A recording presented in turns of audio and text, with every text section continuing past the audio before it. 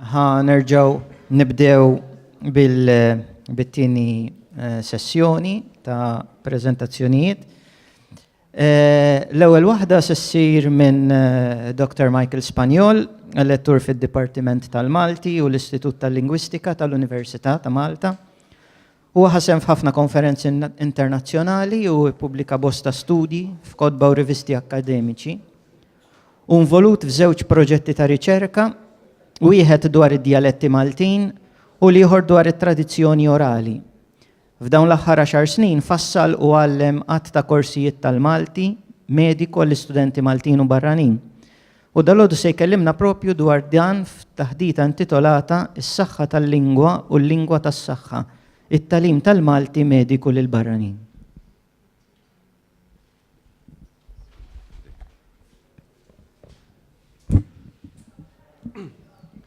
Grazzi tal-introduzzjoni u grazzi tal-istedina. Kif qalilkom Sergio li għal dawn l-aħħar 10 snin b'xi mod jew ieħor involut fit-tagħlim tal-Malti mediku lill-istudenti Maltin imma fuq kollox istudenti barranin. Espert tal-mediċina minix. Sewwa ġifieri issaqsunix fejn il-milissa u fejn il-frixa ma nafx ngħidilkom li se nipprova naqsam magħkom huwa xi ftit osservazzjonijiet li għamilt matul is-snin dwar il-lingwa tas-saħħa. It-taħdita qsamta hija maqsuma fi 3 partijiet. Fl-ewwel biċċa nitkellem fuq is-saħħa tal-lingwa. Dik hija tkun parti qasira x'intom ilkoll kemm intom nimmaġina li konvinti hawnhekk fis-sala fuq il-qawwa tal-lingwa, l-importanza tal-lingwa u s-sensibilità tagħna lill-lingwa. Fit-tieni parti mbagħad li tkun il-qalba ta' taħdit ħanitkellem ftit fuq xi karatteristiċi partikolari tal-Malti mediku, tal-lingwaġġ tas-saħħa. U fl-aħħar nitkellem ftit fuq kif dak imbagħad insarfuh kif wasluh nipprova l-istudenti tagħna. Nibda bis-saħħa tal-lingwa. Meta nitkellem fuq is-saħħa tal-lingwa qed nitkellem fuq komunikazzjoni effettiva. Is-servizzi tas-saħħa kull ma jmur qed iduru madwar il-pazjent u l-qraba tal-pazjent. U dan ifisser li l-komunikazzjoni effettiva tinħass iktar ħtiġa tagħha f'kull pass tal-kura li tingħata. Al kontrarju ta' dak li jaħsbu xi wħud, il-komunikazzjoni hija fil-qalba tal-professjoni medika. Hija essenzjali fost l-oħrajn insemmejt ftit hawnhekk biex tasal għal dijanjosi u pronjosi kemm jkun preċiżi, biex tagħti tarif lill-pazjent u l-qrabathom, biex tikkonsla, biex tfarrax, biex tagħti pariri u l-bqija huma ħafna. U iktar minn hekk, jekk il-komunikazzjoni ma tkunx effettiva, qed nitkellmu fuq affarijiet li huma serji ħafna fil-qasam mediku, qed nitkellmu fuq li l-kura ma tingħatax sew, fuq li jsiru żbalji, fuq li l-kwalità ma tkunx xierqa, fuq li kien hemm riski għas-saħħa li iktar ħaġa problematika. U xi ħaġa li lin mid-dimensjoni tas-saħħa hija l-konsegwenzi legali. It-tobba u l-professjonisti mediċi iktar ma qabel huma konxi tal-konsegwenzi legali jista' jkollhom l-azzjonijiet tagħhom. Matul iż-żmien fid-dinja medika il-komunikazzjoni effettiva konna nħarsu liha bħala dritt, għall-bidu bħala dritt tal-pazjent li jkun informat f'kull stadju tal-kura li tingħatalu. Imbagħad bdejna ħarsu liha bħala element fil-kwalità tal-kuri u trattament li jingħata. Illum inħarsu liha bħala ħtieġa bażika għas-saħħa tal-pazjent. U biex ikollok komunikazzjoni effettiva, mill-inqas irid tkun hemm dawn iż-żewġ elementi. Irid ikun hemm għarfien tajjeb tal-lingwa jew ta' xi lingwa oħra li l-pazjent ikollu ħakma tajba tagħha, u għarfien xieraq tal-lingwa tas-saħħa. U b'għarfien xieraq ħanipprova nispjegah fil-minuti li ġejjin ftit taħdita. Mela ħanaqleb għal-lingwa tas-saħħa. Ħanitkellem ftit fuq xi karatteristiċi ġenerali tal-lingwa tas-saħħa b'mod speċifiku fuq il-Malti mediku. Mela, kif nafu l-lingwa għandha ħafna reġistri differenti. Ir-reġistru mediku huwa xejn partikolari, huwa differenti sew mir-reġistri l-oħrajn. Fejn naf jien hekk nieħdu reġistru legali. Ir-reġistru legali huwa essenzjalment għan-nies għall-professjonisti tal-qasam. Ma jeffettwax lili, u xek, sakemm ma jkollix x'naqsam ma dak il-qasam, imma l-kuntrarju reġistru mediku huwa biex nuża frażi komuni huwa tagħna l-koll. U xek huwa kemm tal-professjonisti tas-saħħa daqs kemm huwa tiegħi tiegħek. Xi osservazzjoni ġenerali minn punt di vista storiku, il-vokabularju, l-kliem li għandna fil-qasam mediku għandna xi kliem xi espressjonijiet ġejjin aktar xi jkunu espressjonijiet bażiċi ġejjin mill-Arbi bħal sola, mart, deni u l-bqija. Mbagħad għandna numru mhux ħażin ġejjin mit-Taljan u l-isqalli bħal influenza, pulmonite, li fl-aħħar mill-aħħar jerġgħu morru għaż-żewġ lingwi bażiċi tad-dinja medika, ġifieri l-Latin u l-Grik, u xek bħal katarru, diarrea u l-pija. U l-lingwa l-ġdida tal-mediċina, l-Ingliż. Xek jiena hemmhekk għandi eżempju wieħed, bypass li ssibu mhux biss fil-Malti, imma ssibu f'lingwi bħal Taljan, il-Ġermaniż, ir-Rumen u l-bqija. Naturalment fil-kuntest lokali ħajkollok ħafna iktar kliem mill-Ingliż milli ħajkollok f'dawn il-lingwi aktarx. Fil-kuntest lokali hemm xi termini li bħal jinqabdu bejn isel u ieħor. Ħantikom xi eżempju. Biex nirreferu għal dil-marda partikolari, xek, nużaw cancer, ġili tinkiteb hekk, u xek, cancer, kanċer, minn iktiba biċ jisu bħalma jagħmlu b'deficit u deficit u xek. Mbagħad għandek kankru, għandek il-forma għandek forma mit-Taljan kankru, mbagħad għandek forma mill-Ingliż naħa l-oħra u fin-nofs għandek xi ħaġa bejnietom. Għalkemm kankru jidilli dal-aħħar isa iktar qed taqbad użu partikolari bħal meta jitkellmu fuq il-kankru tal-korruzzjoni u hija kankru lint, allura hemmhekk għandek tifsira idiomatika aktar milli medika. L-ħar ħaġa xtaqt ngħid fuq in-nisel huwa li għandek ħafna termini li qegħdin f'kompetizzjoni. Terminu mill-Ingliż qiegħed f'kompetizzjoni ma' terminu bil-Malti. Għandi f'moħħi affarijiet bħal infection u infezzjoni. Xek fit-taħdid popolari, fl-idjom popolari, aktar xi nies jgħidu għandu infection fajnu, aktar milli għandu infezzjoni fajnu. Jew abdi to depression, aktar milli depressjoni. Mbagħad hemm każi partikolari bħal tal-appendix, u xek, appendix versus appendicite. Xi appendix li bil-Malti tiġi l-musrana l-għamja, xek tintuża kemm għall-infjammazzjoni xek għandu l-appendix u kemm għall-intervent mediku se jagħmel tal-appendix, u xek. Alright. Din hija karatteristika interessanti ħafna tal-Malti mediku, jew tal-qasirijiet interessanti ħafna. Din id-dikotomija li għandek bej it-termini popolari u t-termini tekniċi. Għandi f'moħħi distinzjonijiet bej kliem bħal zokkor u diabetes, u ħafna drabi għandek terminu popolari dak li jintuża mill-popolin u terminu mediku ekwivalenti għalih. Hija ħġiġa tad-deni u termometru, tap bil-plural tpub, u suppożitorju, taħraq il-pipi u tagħmel testa l-awrina, dem baxx u anemija l-bqija, l-lista hija twila ħafna. Jiena kont għamilt studju ma' Sandro Spiteri, pubblikajni fl-2013, u se nsemmilkom fl-ġejjin se nsemmi xi affarijiet li sibna f'dan l-istudju li kien mifrux fuq 9 snin, u affarijiet oħra li osservajt matul daw is-snin li nagħlem il-Malti mediku. Dan kien stħarriġ mifrux fuq 9 snin kif qedtilkom ma' design spiżjar minn 43 lokalità differenti mifruxin ma' Malta u Għawdex. It-tliet punti ewlenin huma daw li jħorġu mill-istudju. Ħan nitkellem ftit fuq il-frekwenza ta' termini, il-varjazzjoni u t-tifsir. Ħan nibda fuq il-frekwenza ma tantx hemm xtajt dwarha. Uħud mit-termini huma mifruxin sew. Issibhom li dawn meta se tużhom se jifhmuhom il-biċċa l-kbira tal-popolazzjoni. Tajjeb nenfasizza l-biċċa l-kbira għax mill-esperjenza tiegħi ġieli kien hemm studenti Maltin li jitkellmu bil-Malti ma jkunux familjari ma' kelma bħal flessjoni, qatt ma jkunu semgħuha, qatt ma jkollhom idea ta' kelma bħal flessjoni. Imma mill-istudju tagħna kien ħarġu li dawn huma komuni sew, kliem bħal ċmajra, ħafas, fuq ħafas nerġa' nitkellem iktar tard sewwa. Imbagħad hemm oħrajn inqas komuni bħal xlieqa, il-qsim li jkun hemm fit-truf tax-xuftejn, ma nafx jekk tafuhiex, rada tibħal selħa li jkollok fil-qiegħ tas-sieq, debbieħa hija athlete's foot u l-bqija. U ġieli jkun hemm każi partikolari fejn il-plural ikun magħruf sew bħal infafet, blister sew qed ngħidu infafet, u magħruf sew. Imma nuffata huwa inqas magħruf minnu. Ħanimxi għall-varjazzjoni li naħseb hija l-iktar parti interessanti. Meta nitkellem fuq varjazzjoni nistgħu niġbruhom il-varjanti li nsibu f'żewġ gruppi ewlenin. Għandek varjanti fonetiċi u varjanti lessikali. Varjanti fonetiċi qed nifhem affarijiet bħal pustumetta, ma nafx kemm il-verżjoni differenti hemm għal dil-kelma. Kustumetta, fustumetta, stumetta, ma għandek varjanti oħra, pustuletta, għalma ma jafx x'inhija ulċera fil-ħalq, sewwax mhux kulħadd familjari ma' dil-kelma. Il-varjanti lessikali mbagħad hija li pustumetta hija minn dak li sibna l-iktar varjant mifrux. Imma mbagħad għandek varjanti oħra, għandek forom oħra tagħha, xi nies jirreferu liha bħala fossa, ingħata l-belt jekk tgħidilhom tumuret mill-ewwel ħajfmuk li qed tirreferi għal ulċera fil-ħalq, tumuret. Sa fejn fina il-belt u l-furjana, imma jista' jkun bnadi oħrajn ukoll.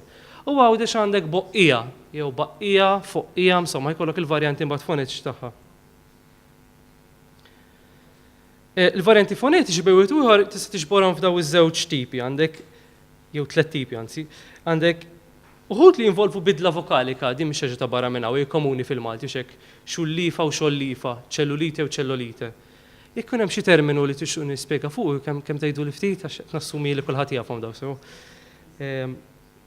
Bidla konsonantali għandek xuq is-safri u xuq ix-xafra, ma nafx hekk tafu x'inhuma hija l-kundizzjoni li jkollok fl-arqub tas-sieq meta jkollok l-arqub li huwa kollu flili mfellel. Pinnoli jew pilloli sew hemmhekk għandek bidla fil-konsonanti, mbagħad ħalli li għandek forom oħra bħal pirmli, pinuri u pinuli għawdex. Infaraċ u nfaġar, daw ġili jiġru wkoll għandek żewġ itri qalbu, il-metatesi. Infaġar hija komuni ħafna għawdex, hija l-forma default, forma standard għawdex, kienet il-forma antika fil-Malti, imma li aħna bdilnija xek, ġibnija infaraċ għaw Malta. Imbagħad hemm varjanti fonetiċi oħrajn li ma jinvolvux biss bidla waħda, ma għandek bidla ikbar. Pereżempju għandek il-bidla minn emikrani għal mugrana, mugrana, jew xatka, xjatika, tnemmil, għaxek tnemmil, dik li b'Inglis seħ pins and needles, sew il-fatt jisek li għandek nemel taħt il-ġilda li bil-mod qed issir ħafna nies ismahom jgħidu għandi subajjed inemnu, għaxek titħawat ma tnemnim, ma tnemnim hija tal-fjamma, għaxek il-fjamma li tnemnem, mhux tnemmel imma insomma. Jew inkella di ħelwa. L-aħtriq huwa f'sens mediku huwa l-xuftejn maqsumin. Jintuża ma jintużax kull imkien imma għandu numru ta' verżjonijiet. Aħtriq ġej mill-istess ta' ħaraq, sew għandek isek qed jinxfu x-xuftejn. Eħtriq, hemmhekk korrejt għandna bidla żgħira, imma l-iktar forma komuni hija riħ triq. Ħafna nies ma jifhmux il-kelma ħtriq u jippruvaw isarfuha forma li b'xi mod għalihom tagħmel sens, riħ triq. U jekk tgħidilhom li mhix riħ triq, jgħidulek le, x'inti tajt. Għal aħtriq għal dik kundizzjoni hemm ħafna termini oħrajn, hemm xuftejn maqsumin kif semmejt. In-naħa ta' fuq ta' Malta jużaw sriet u tramuntana. Tramuntana, issibu fit-tramuntana netta l-qsira vera fil-melliħa l-iktar. Imbagħad hemm il-varjanti lessikali. Professjonist fil-qasam mediku jrid ikun konxju għal di differenza kbira li għandek fil-qasam lessikali. Nitkellmu vera ftit kelliema Malta għawdex, imma jekk ikunx spiżjar, jekk ikunx tabib u l-bqija, nersu l-bqija, li tkun sensittiv għal fatt li kundizzjoni, sintomu, marda u l-bqija waħda jista' jkollha aktar minn mod wieħed kif nies jirreferu għaliha. Ħafna drabi daw ikunu marbutin ma' lokalità differenti, jew età differenti u ġieli anke stili jew kuntest. Ħantikom xi eżempji, ħanibda minn differenzi ġeografiċi. Hemm ħafna kliem kif diġà ċċennajt għalihom li varjaw minn lokalità l-oħra. Diġà semmejtu x'hekk għawdex għandek Boqqija, il-Belt u Muret u l-bqija Pustumetta jew xi varjant tagħha. Għawdex aktar xejżawlek tan il-mejt, mhux għawdex biss, ma għawdex l-iktar post komuni fejn issiba. Waqt li Malta jista' jkollu dak li jkun ma jifmekx xi ġralek. Malta aktar nużaw tan isturdament, sturdejt, ħasni ħażin u l-bqija. Il-ħafas jiena semmejta bħala terminu mifrux, imma Malta għandha tifsir differenti minn għawdex. Malta b'ħafas nifmu pono tirqi u xek, pono tarrax. Għawdex ħafsa, anke l-forma ħafsa ma jidillix li tintuża Malta, x'ħafna drabi jkollok ħafna ponot, hija dik li Malta nużaw bħala ponte jew musmar, ġifri għawdex tifqa' ħafsa. U kombinazzjoni hemm ktib tal-Malti mediku miktub minn Awċi. U jagħti stampa ta' dak li kieku Malta ngħidulu musmar u taħt jikteb ħafsa. Ġi mhux konxju stess li dik hija forma Awċija. Ir-Rabat ta' Malta il-flissjoni jgħidu l-amxija. Naturalment mhux kull minnhom ir-Rabat ħajsejħlek, imma għandek dil-forma ir-Rabat ħaddingli u dik iż-żona. Hemm xi differenzi fl-età. Se tkun ukoll sensittiv għal fatt li pazjent li jkun imdaħħal fi żmien ħajjuża termini differenti. Pereżempju numru ta' anzjani, ma mhux biss mal-aktar anzjani, jużaw imżaddam jew mżikkem għal dak li aħna kieku ngħidu fgat jew imblukkat jew miżdud. Jgħidu affarijiet bħal imnieħri mżaddam jew llum imżikken, ma nistax nitkellem sew. Imbagħad hemm xi differenzi stilistiċi. Skużawni tal-eżempju, ma kontx naf li taħdita tiegħek tkun wara l-break, għax kont nażel eżempju ieħor. Għandna ruxma ta' termini differenti għal dilazzjoni li jagħmel il-ġisem u xek. U daw ivarjaw skont kuntesti partikolari, kuntesti differenzi stilistiċi sejħilhom li trid. Għandek forom formali jew addirittura formalissimi xek bħal ir-riġetta jew il-vomta. Mbagħad għandek numru ta' forom popolari. taqla u xek, għala taqla, tneħħi, ilu ġurnata kollha jneħħi, jixħet, itella, ħafna drabiet intuża ma' trabi, xek tfal żgħar, it-tarbija tajta tikol u tellet. Jista' jkollok forum umoristiċi wkoll, da sibhom ukoll u xek tajt qed jalef, ħafna drabi tintuża fuq il-baħar meta jagħmlu d-deni. U għandek numru ta' forum rari u arkaiċi bħal gotta, il-luġġa, eccetera. It-telet parti, telet dimensjoni tal-Malti Mediku li xan nitkellem fuq hija t-tifsir. Mhux kemm baqa' li ħin. 5 minuti, alright, suppost tajjeb. Ħanibda biċċa xi elementi karatteristiċi ewlenin tat-tifsir tat-termini fil-Malti Mediku. Din hija karatteristika tipika kemm ta' reġistru mediku u anke ta' reġistri oħrajn. Jiġifieri li jkollok kliem il-barra mill-kuntest mediku li fil-kuntest mediku jikseb tifsira oħra. Ftit ilu semmejt tramuntana u xek, ġifieri dak li jkun tkun konxju li tramuntana meta titkellem fuq il-warda tal-irjieħ hija differenti mit-tramuntana f'sens mediku. L-istess għandek fejn fin il-qarnita u xek mhux qed nitkellmu fuq il-ħlejqa tal-baħar imma qed nitkellmu fuq tumur benin u xek qarnita li jkollok fl-utru, fl-għajnejn, fl-imnieħer u l-bqija, le qarnita. Iva, polip, bl-Inglis ukoll polip. Ġili fil-Malti jsejħu kollha ħamżejjed jekk ikun fl-imnieħer għandek forum differenti. Bużi, għax hekk bużi għandha tifsir differenti mekk tintuża f'kuntest mediku tfisser nuffata. Il-verbi huma interessanti ħafna. Għandek ħafna verbi li kollhom tifsira ġenerali, imma malli titfaħħom f'kuntest mediku, tifsira tinbidel sew. Pereżempju jiġma' tintuża l xi ħaġa bħal sebaj qed jiġma', ġifieri tintela bil-materja meta xi tkollu dieħes jew xi ħaġa oħra. Jew anke sempliċi barxa u xek barxa ma tibqax tfisser girfa, ma tiġi tfisser ulċera bħal meta ngħidu għandu barxa fl-istonku. Il-professjonist mediku anke l-istudent tal-mediċina tkun sensibbli, sensittiv għal daw id-differenzi żgħar li se jkollok f'kelma meta użata f'kuntest differenti. Il-polisemija. Polisemija ġiet ngħidu kelma waħda, terminu wieħed jista' jkollu ħafna tifsiriet differenti. U din tista' tkun perikoluża fil-kuntest mediku x'hekk, għax jekk l-istess kundizzjoni, l-istess terminu mediku jista' jkollu tifsiriet differenti, taċċerta ruħek eżatt għal liema tifsira partikolari tirreferi. Oxra, pereżempju, jista' jkollha mill-inqas 3 tifsiriet tal-inqas dawk il tqajt magħhom jiena s'issa. Jekk ngħidu l-ferita trab il-qoxra, hemmhekk għandek is-sens tal-iskorċ u xekk li titla' fuq il-ferita. Jekk tuża għall-qoxra tax-xahar u xekk, hemmhekk għandek tifsira differenti għall-ġilda xotta. Jew tintużaw kollha l-infjammazzjoni fil-qurija ta' trabi, dik li bl-Inglis seħ cradle cap. So għandek 3 tifsiriet differenti, 3 kundizzjoni differenti.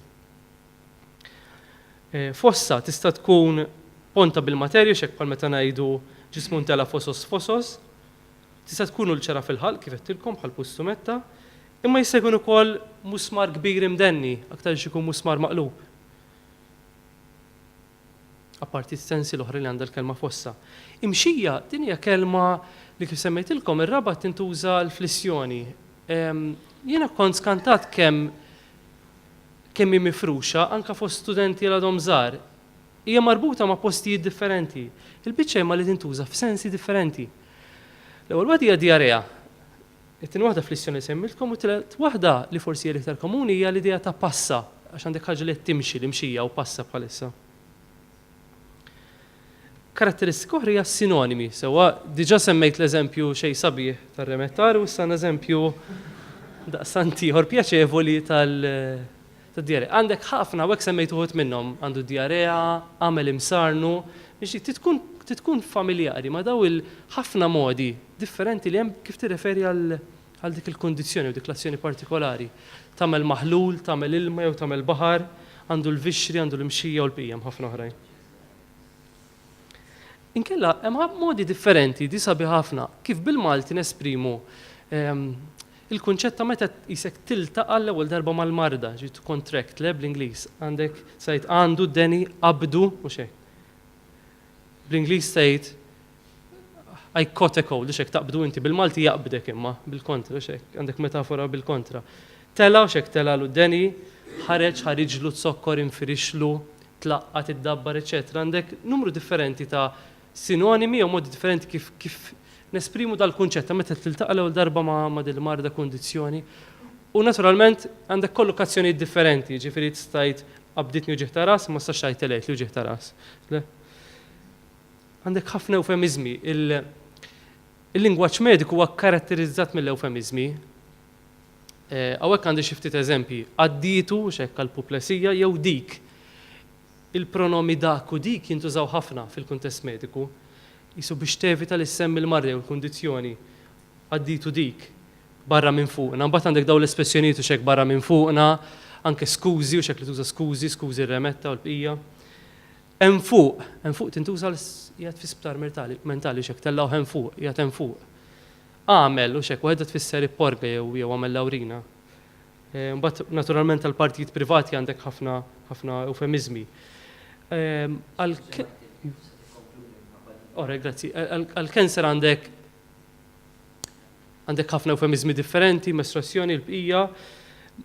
L-elissi wkoll dija parti komuni ħafna fil-Malti mediku. Sajt għandi grizmejja, nafu l-għandi grizmejja, imma mek t-referi għal għandek kondizjoni, jew għandu l-ġidri, ma tkunx t-referi għal smallpox u xek li ġi testinta pratikament, imma l-ġidri riħet ħalli xaġa barra. Nalaq bit-talim tal-Malti mediku, il-Malti mediku ma bedix jiġi mallem issa, ma fl-istorja kellek ħafna kitbiet bit-Taljan fil-bidu, għamek kemm xi eżempji, imbagħad kellek numru ta' kitbiet bil-Ingliż, hemm xi eżempji wkoll. Għandek ħafna kitbiet fuq il-wibel, it-trabi, għax ir-rata tal-imwiet ta' trabi kienet għolja ħafna huma l-kitbiet. Jibqgħu ġejjin sa żmienna, kif trabbi tfal, kif tuħsibhom, kodba oħrajn. Għandek numru ta' kodba li għandu x'isma' tradizzjoni mill-Malti għall-Ingliż, ħafna drabi jkunu. Il-Malti mediku beda jiġi mallem l-Università fl-1999, għal-bidu kien taħt l-Istitut tal-Lingwistika, imbagħad mexxa taħt id-Dipartiment tal-Malti, għal-bidu beda jiġi mallem l-Ispiżjara, imbagħad għaddejna r-radiografija, kienu studenti barranin. Il-ħidma intensifikat fl-2013 minn dakinhar Alla ħloqna numru ta' korsijiet ta' Malti mediku għal-studenti Maltin u barranin, il-biċċa l-kbira huma barranin. Hawnhekk għandi ftit statistika ta' malajr nitkellmu fuq f'daw l-aħħar 4 snin nitkellmu fuq 8 korsijiet differenti, 6 letturi, 2 koordinaturi u l-kap tad-dipartiment jikkoordinhom. Bejwet xi 7 segretarji differenti involuti, qed nitkellmu fuq madwar 400 studenti u studenta li ddew minn taħtna minn il-fuq minn 20 pajjiż differenti. L-istudenti uħud minnhom huma tal-Università, oħrajn huma tobba u professjonisti mediċi li diġà qegħdin jaħdmu fl-isptar. Qed nitkellmu fuq 18-il sena kienet ħasda li meta bdejt nodhom, 18-il sena ta' tagħlim tal-Malti mediku bilan li nsaħħu l-ħiliet tal-istudenti Maltin fil-lingwa tas-saħħa u li nħarġu l-istudenti u professjonisti barranin fil-Malti mediku. Bilan aħħari l-komunikazzjoni mal-pazjenti tkun effettiva kemm għal saħħa il-pazjenti u l-kwalità tas-servizzi li nagħtaw. Grazzi u saħħa.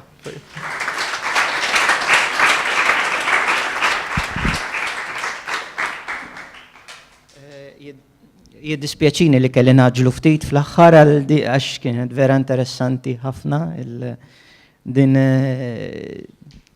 il-panoramika fuq il-lingwa medika, speċjalment il-lingwa użata b'mod popolari, ħanamlu hekk, interessanti ħafna. Issa biex ikollna ċans għal-mistoqsijiet għal-kellima kollha nagħmlu il-preżentazzjonijiet waħda wara l-oħra, mbagħad inħallu l-ħin għal-mistoqsijiet kollha fl-aħħar ħalli hekk imbagħad ma jkollniex problemi ta' ħin. Ħanaddi issa l-Dr. Sara Grek li hija lingwista, skużawni, b'interessi bħala riċerkatriċi fil-varjazzjoni lingwistika soċjofonetika, partikolarment brabta mal-Malti Ingliż. Tagħti lectures f'diversi programmi tal-Università ta' Malta, fosthom il-fonetika u l-fonoloġija, il-varjazzjoni lingwistika storika u reġjonali u l-profiċjenza fil-lingwa Ingliża. Għalija d-diversità lingwistika Maltija hija rikkezza u lan tagħha huwa li tikkontribwixxi għal fejm aktar profond ta' kif din ir-rikkezza tista' ssaħħaħ is-soċjetà u tgħinha tiżviluppa. Naddila l-kelma u se tkun tista' tkellimna fuq il-preżentazzjoni. Thank you. Thanks very much. Thanks for the introduction and for the invitation. As a linguist specializing in language variation, I frequently find myself at the heart of a tangible tension between the need for change and the fear of it. This tension is particularly true, I find, of our present society, And sometimes when we act out of fear of change or of variation rather than by embracing it, we unwittingly feed a few language myths, but equally end up ignoring some more real threats. So here I'll briefly point out some of the more debilitating myths, as well as some of the real threats prevalent in our bilingual society, and perhaps we can remind ourselves of where we really want to be as a bilingual society. As I speak, you might like to keep in mind 3 real-life examples from multilingual Malta. They're real examples. Example 1 is Paolo. Paolo is Sicilian. He came to Malta 3 years ago in search of work and has not left again except for the odd holiday. He works as a plasterer and communicates in Italian, but also in Maltese, using words or phrases such as tafint, mushek, and ivaule, together with a lot of Maltese intonation patterns. Example 2, a boy, Jack, and his friend Joe. Jack is an English-dominant 7-year-old Maltese boy, and his best friend is Joe, a Maltese-dominant 7-year-old boy. Jack doesn't need to use Maltese because his friend speaks English very well, thanks to lots of TV. Jack finds it difficult to acquire Maltese because he almost never encounters Maltese outside his school and his Maltese classes.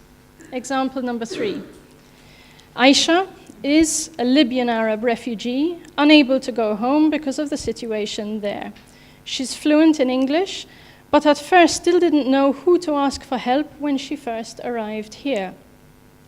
When she got help, her good English helped her through her interviews. But her refugee agency still had problems understanding her situation, and she only finally got the help she needed for her family when she was accompanied by a local Maltese friend who could translate situations, cultures, and backgrounds, not languages. The Maltese people and the Maltese language have coexisted comfortably with a number of other visitors, settlers, and their languages, most of them major ones, for many centuries.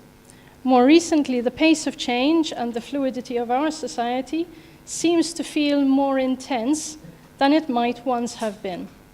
In parallel, our education system is both more universal and more demanding than ever before, as we try to push ourselves towards becoming an increasingly knowledge-based society.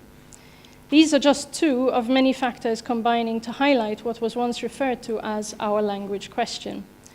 We often feel a tension between different forces, which we associate with our current main languages.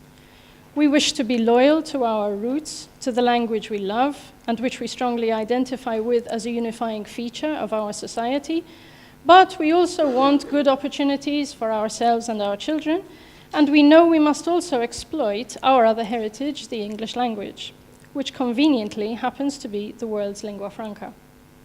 And suddenly there is a new tension too, that English is not just useful for communication with the wider world, but also closer to home, as we host so many visitors and settlers who don't know any Maltese. Suddenly, in unprecedented ways, we must sometimes resort to English just to get served in a restaurant, for example. In other words, English is increasingly a lingua franca at home and not just abroad. So we must keep both Maltese and English close to hand, and we worry that as a result, one language or the other is going to lose out. As a linguist with experience in both research and teaching, both within and outside university spheres, I'd like to address 3 myths and 3 real threats that I believe our multilingual society grapples with daily as we try to establish a status for our languages here in Malta. I'm calling the myths myths because although research has repeatedly debunked them, we keep returning to them in spite of the evidence. But I will also turn to 3 more real threats, so-called, because there is evidence for their detrimental effects. So first, the myths. Myth number 1, Maltese is under threat from the stronger, more globally powerful English language. There is no evidence, either historical or linguistic, to suggest that this is likely. Maltese is a language that binds us socially and culturally, and it has been enjoyed as an expression of our identity throughout centuries of colonial rule alongside a host of other successful languages. Myth number 2. English is under threat of deterioration due to contamination from Maltese. There is no evidence to suggest that a language as versatile as English is not able to accommodate and be enriched by other languages. It already contains vocabulary or expressions, as well as grammar, from Latin, French, German, Arabic, Greek, African languages, including slang African, Czech, Persian, Hindi, Urdu, and so on. So I don't see why it can't grow to accommodate Maltese too. As far as good or bad pronunciation goes, well, there are some 76 recognized varieties of English identified in the World Atlas of Variation in English, including Maltese English. Myth number 3. As a result of such confusion and lack of clarity surrounding our linguistic inheritance, we should insist that educational institutions dealing with an increasingly diverse student population should choose one language and stick to it to avoid situations of code switching or learning neither language properly. Again, there is no evidence to suggest that children cannot cope with 2 languages at school, provided they are given the time and space to experiment with both. This applies equally to children whose home language is a Maltese dialect, meaning they have to learn standard Maltese, and also to children with a third L1, first language at home, whose first experience with both Maltese and English is in school. By way of analogy, remember all those Gossetons you've met who proudly use their dialect amongst themselves, but also effortlessly switch to standard Maltese or even English where necessary. Conversely, there is evidence to show that children exposed to more than one language at school not only catch up with, but also surpass their monolingual peers.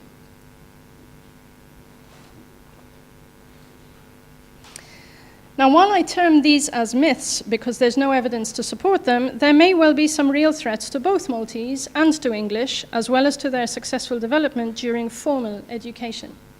Here are 3 real threats. Threat number 1. Maltese might slowly become invisible in our public spaces.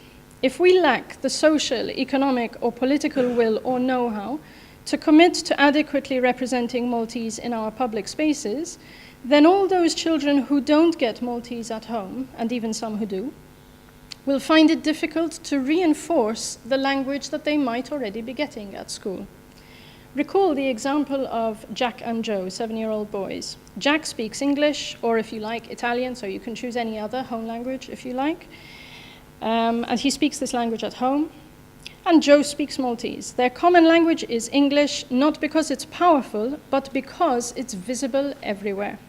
Maltese isn't an option, not because it's not cool. It is cool, actually, especially for boys. But because in the very homeland of Maltese, there isn't enough Maltese visible. Media, incentives to create new apps in Maltese, or available specialist terminology in Maltese, for example, aren't necessarily always well-resourced.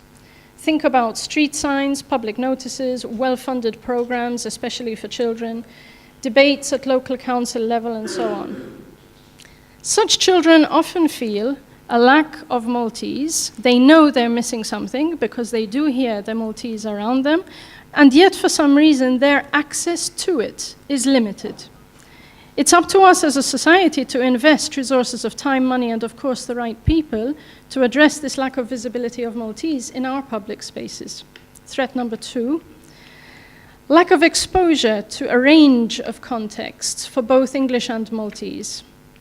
Both languages may be under threat if children aren't given sufficient exposure to a wide range of contexts in which these 2 languages are found, especially outside the strict confines of the home and the language classroom. A careful trawl through controlled language structures in, for example, student English scripts only yields occasional evidence of influence from Maltese. By far a more pernicious problem in controlled writing seems to be relating more to things like inappropriate vocabulary in relation to the topic, lack of coherence and organization in writing, poor control over sentence structure, and so on. In other words, linguistic problems, not problems of L1 interference. And correct me if I'm wrong, but I think a lot of Maltese teachers make the same kinds of comments about Maltese. Both Maltese and English writing can suffer not because one language is interfering with another, but because from an early age, children often get very limited exposure to and practice with each language. This is important, so let me be clearer. It is not a question of the number of hours in a school curriculum dedicated to language learning that counts on its own, but how much that learning is limited to learning grammar rules or being forced to read unappealing books, rather than learning about the world through language or learning to tell stories, for example. Because as we know, language is first about self-expression and rarely about rules. As any fluent speaker will tell you, it is experimentation and living a language that counts much more than any textbook or enforced language programs. Threat number 3, compartmentalizing our languages and creating so-called language barriers as a result. We like to use the term language barrier as though a language on its own is responsible for barring people from contributing fully to their society. Of course, it's people using or abusing languages who have the power to deny access to a community. This too is important, so let's be specific. In Malta, we can say Maltese is our national language and English is a lingua franca. Therefore, visitors and settlers can converse and operate in English, and we will accommodate them. But this is to deny them access to a substantial part of our culture. Any university student wishing to become a teacher, a doctor, a nurse, a lawyer, an entrepreneur will tell you that while English might be the language of study and a useful first step in communicating in Malta, both Maltese and English are crucial for local success and survival. Remember Aisha, the English-speaking Arab, and Paolo, the Maltese-speaking Sicilian. They both defy neat compartmentalization and simply avail themselves of whatever will work best for easy communication. But of course, the cultural barriers might be more difficult to overcome. And the same holds true for both Maltese and English-dominant children as they try to bridge some of the obstacles sometimes created by a cultural, but not a language barrier. So much for myths and threats. I haven't contemplated solutions here because I think you'll agree the solutions are actually simple once we agree on an underlying agenda. And not all solutions require shed loads of money, although of course that helps. We're not the only country in the world to face the conundrum of a bilingual society, nor is it the first time in history that people move around in search of something better or simply something different. So there are plenty of examples of successful models of communication to dip into for inspiration, and happily, we're actually already familiar with the ethos of some of these models, if not necessarily with their practical application. So far, there seems to be enough policy documents going around, but these need to be substantiated by action and implementation, and these need celebrating and encouraging. Suffice it to say that the best models always begin with respect for the other and for minority communities. They offer choices to a whole community of speakers rather than imposing rules or demands on different subsections of it. And finally, they encourage an inclusive and not an elitist mentality, where as far as languages are concerned, it's always a case of the more the merrier. We know that if, as a society, we collectively make space for each other to access at least both Maltese and English, we will be nurturing a stronger, better educated society. If we invest our resources, our time, and of course some money in the right objectives for successful bilingual communication, we will be supporting the development of our entire community, because it isn't the languages that create the barriers, but us ourselves. Thank you.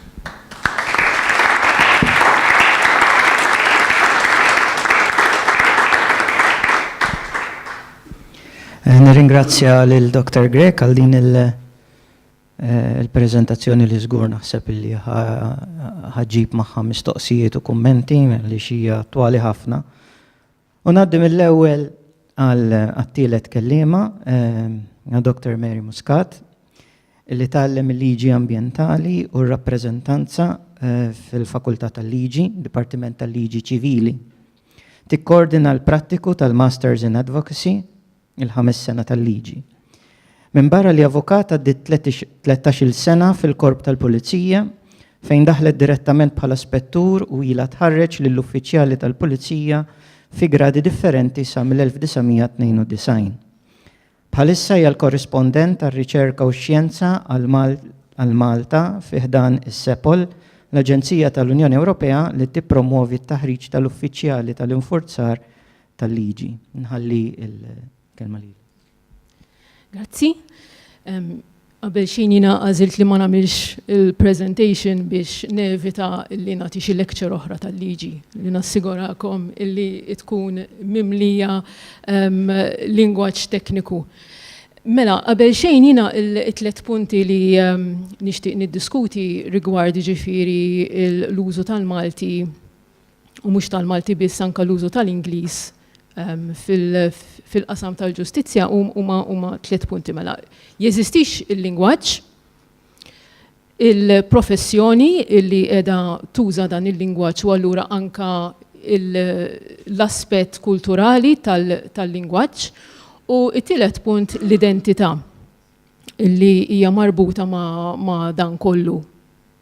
L-identità ġifieri tal-persuni li jaħdmu f'dan is-settur. Mela, il-lingwaġġ fih innifsu id-domanda jekk jeżistix hija iva skont. Iva għaliex hemm qiegħed jiġifieri għandek il-lingwaġġ li jużaw l-avukati ilu stabilit iktar minn 100 sena, oriġinarjament beda bit-Taljan u mbagħad eventwalment tafu l-istorja. Għandek ċertu vokabolarju li qiegħed hemm, għandek ir-regoli ta' kif tużaħ u anka ta' kif titkellem, kemm verbalment u anka verbal u non-verbal. Alright, għax inti għandek kuntest speċifiku ħafna tal-qorti.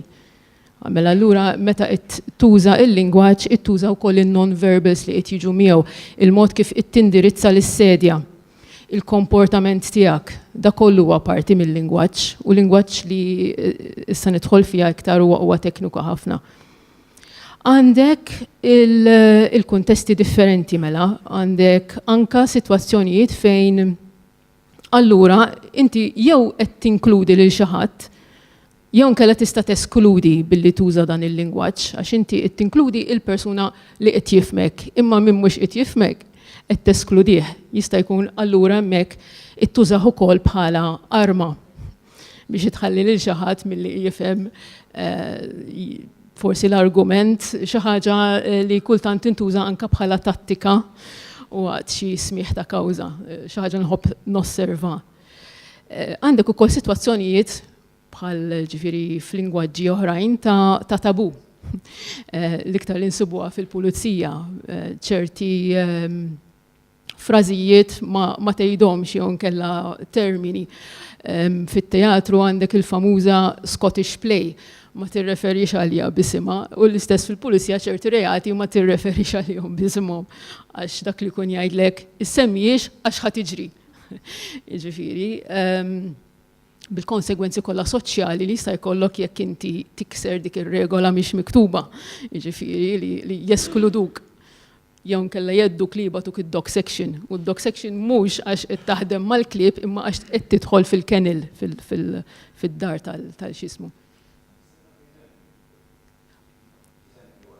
Tabu, ħanikser il-tabu jinstess, ġifieri.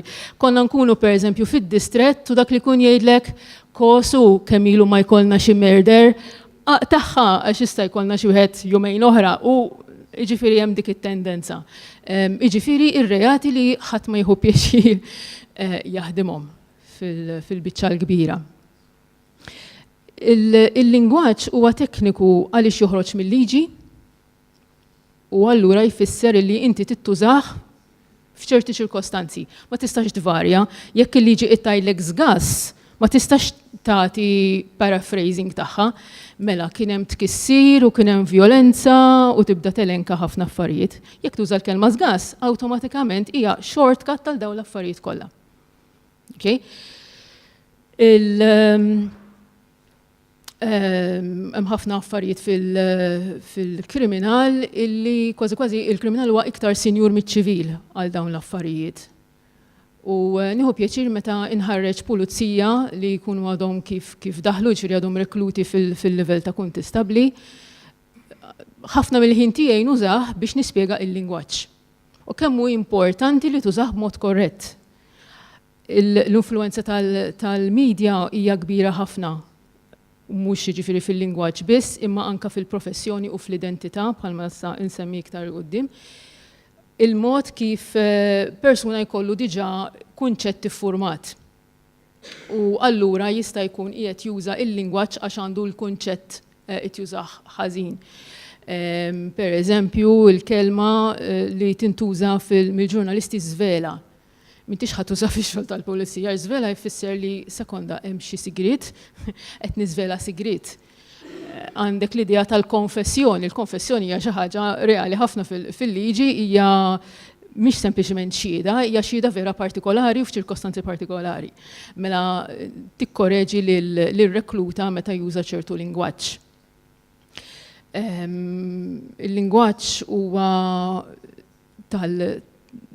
l-lingwaġġ tal-pulizija huwa ħarira differenti u hawnhekk niġi għall-biċċa għar-risposta iva skont, għaliex il-pulizija apparti li jisselfu il-lingwaġġ tal-avukati u qed ngħid nisselfu apposta, għax il-pulizija għandha lingwaġġi oħrajn illi kultant laqqas tkun taf li għandhom isem li jeżistu, dawn huma l-influss ta' teoriji ta' prassi li jinġibuhom minn dixxiplini oħrajn. Psikoloġija, soċjoloġija, l-kriminoloġija, fejn għandek teoriji ta' crime, per eżempju, tar-reati kif iseħħu. U għandek allura anki kategoriji ta' reati illi jista' jkun għadhom ma daħlux fil-liġi. Per eżempju, l-hate crime u l-hate speech. Laqqas għandna kelma għadna għal-jom li tintuża b'mod frekwenti mill-pulizija. Allura, per eżempju, kollok diffikultà għaliex il-kunċett għadu ma jeżistix fil-lingwa. Biex tagħmel rapport, per eżempju mort lassa u tgħidilhom storja sħiħa madwar hate crime u jibqgħu ħarsu lek. Mhux għax ma jridux jgħinuk, għaliex la ma teżistix fil-liġi ma teżistix bħala kunċett. Mela, inti titgħidilhom biex jifhmuk li kien hemm insults and threats, li kien hemm pretended rights, Article 85, li kien hemm it-216 il-bodily harm. Tgħidilhom b'dak il-mod, hemmhekk ħajifhmuk, ħajifhmu l-istorja. Ikun jistgħu jieħdu passi għaliex għax ma' kull rejat hemm l-elementi ta' kull rejat u ma' kull element hemm l-evidenza. Ngħidu ir-rejat tas-serq. Hemm 5 elementi li inti tittieħu l-oġġett mingħajr il-kunsens tas-sit hemm lista sħiħa. Ma' kull waħda inti għandek l-evidenza marbuta magħha. Mela jekk jiena qiegħda fuq ix-xena tad-delitt u naf li d-delitt li qed nara huwa s-serq. Mela, ittieħdet xi ħaġa, irrid nistabilixxi fejn l-evidenza li ittieħdet kontra il-kunsens. Preferibilment jekk ittieħdet bi violenza, għalija aħjar biex nippruva fil-qorti. Ovvjament għandek ix-xjenza forensika, għandek jiġifieri għodda li jistgħu jippruvaw din il-ħaġa. Mela allura qed niġbor l-evidenza. Għalhekk il-pulizija kultant tidħol f'din id-diffikultà, jekk mhix fil-lingwa mela għalihom ma teżistix. Hija sempliċi ħafna, jiġifieri l-equation simple mathematics, jiġifieri. Bħala lingwaġġ, jiġifieri qegħdin jisselfu minn dixxiplini oħrajn. Issa dik jiena nara anke meta inħarreġ pulizija barranin li jiġu Malta, ġifieri aħna Malta, l-Università ta' Malta għandna kuntatt tajjeb ħafna ma' l-Aġenzija Frontex u l-Aġenzija CIPOL. CIPOL li itħarreġ pulizija minn madwar l-Ewropa, ġifieri. Issa wessat il-mandat tagħha biex tinkludi infurzar tal-liġi in ġenerali apparti il-pulizija. U jiġu jagħmlu korsijiet Malta, il-Frontex jibgħatu l-Border Guards, is-CIPOL bħalissa fil-fatt għaddej kors irnexxilna nirbħuh mingħand l-Irlandiżi u għadna qed nifirħu ġifieri. Kors ta' Police English, ma jismux Police English, aħna qed insejħulu Police English għax ġiet waħedha. Il-kors fih l-isem tiegħu twil. Language Acquisition for Policing, xi ħaġek. Waħna awtomatikament bejnietna, aħna ġifieri jiena minnaħa tal-liġi, kollega minnaħa tal-kriminoloġija li huwa id-Director of Studies tal-Akkademja tal-Forzi Disciplinati, dik li qabel kienet l-Akkademja tal-Pulizija, u kollega mill-Dipartiment tal-Ingliż.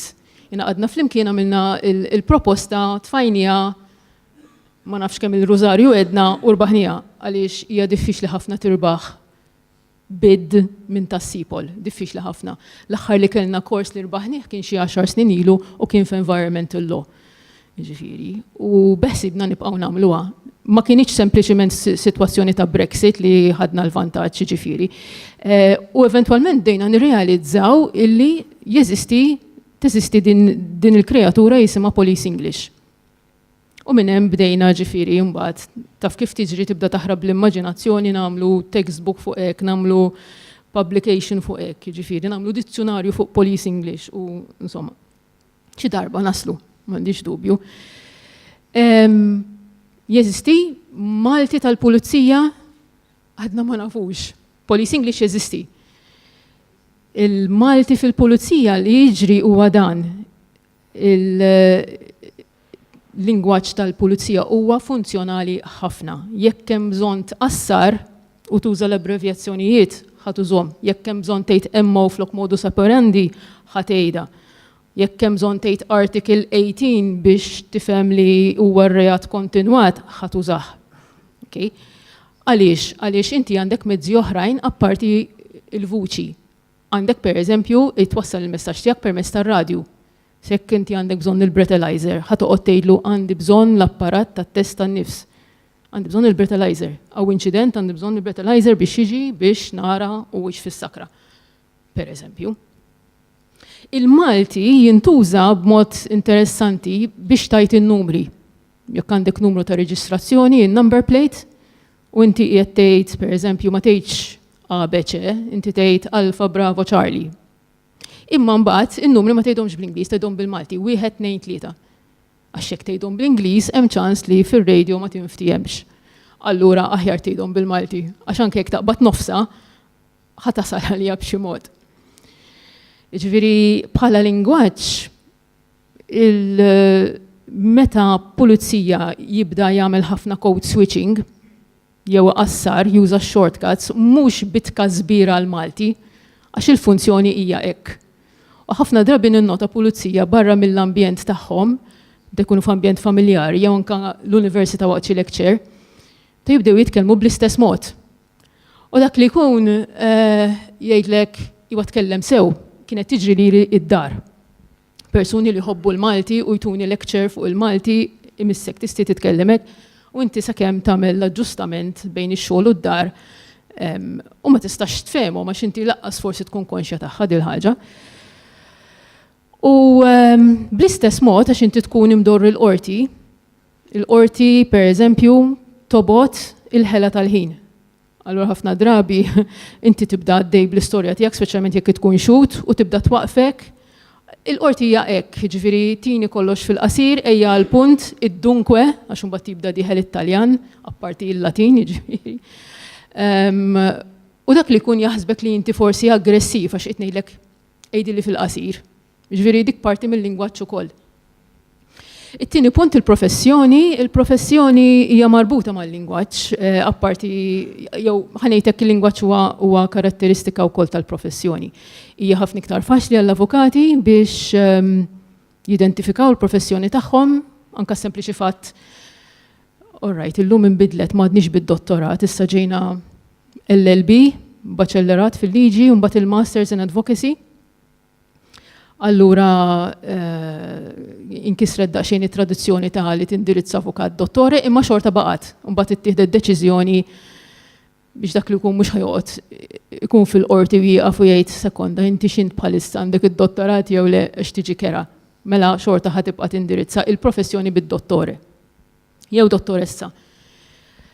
Il-pulizija għandek ir-ranks, okay? Mela awtomatikament dik ħatejn fil-image. Imma l-pulizija li għandhom iżjed mill-avukati hija l-kultura. Inti għandek il-kultura ġenerali, u mbagħad għandek il-police subculture. L-avukati diffiċli titkellem fuq subculture, imma fuq image titkellem.